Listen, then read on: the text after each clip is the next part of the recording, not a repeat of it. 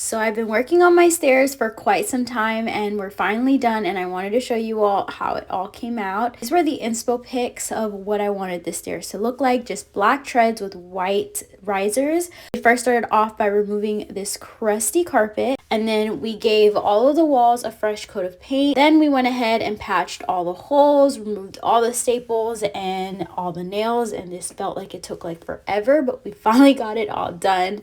We filled them with nail filler and we went ahead and sanded everything down. Once everything was all nice and smooth, I went in and painted all the risers white, the same white as all of the trim throughout the house.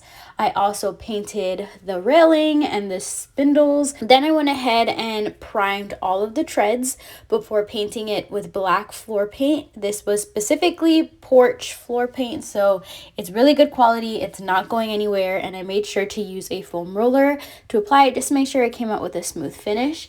I did every other step, and then I let that cure for a couple days before doing the other steps. I also went in and painted the railing and fixed all the little mistakes with this tiny little brush.